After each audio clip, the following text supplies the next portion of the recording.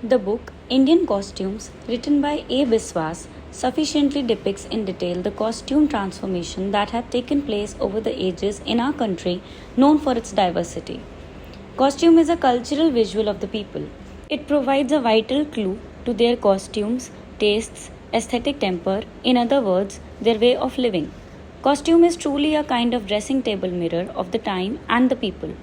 Man's thinking changes, so do the styles in dress. He imitates the old and adjusts to the new needs, tastes, and circumstances. The book starts its journey from Mohenjo-daro and meanders through 50 centuries to reach the modern times.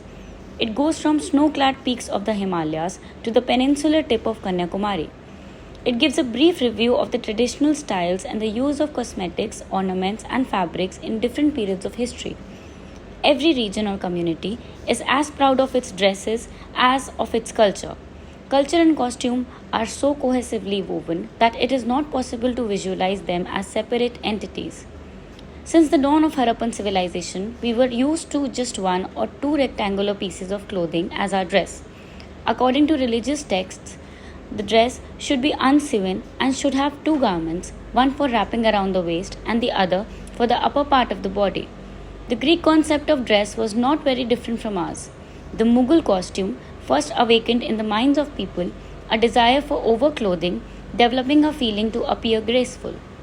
During British rule, men had to copy the foreign dresses to gain favor from their master and to secure their own prestige and position. Women did not get into the fully skirted flowing gowns or top their head with brimmed hats with feathers.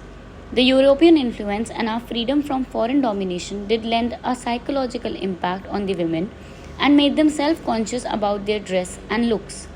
Individuality, adaptability, and faith in coexistence are the attributes of Indian costumes. In spite of the plurality of patterns of the strong local and regional identity, a certain fundamental unity runs through all the vast and varied array of our dresses. Every stage in our sartorial evolution brought in new patterns of costumes which supplemented rather than uprooted the old ones. Expansion, affiliation, and appreciation of regional identity have built up the wealth of our clothes. This book, published by Publications Division, contains 145 pages and expresses our culture, the story of our costumes.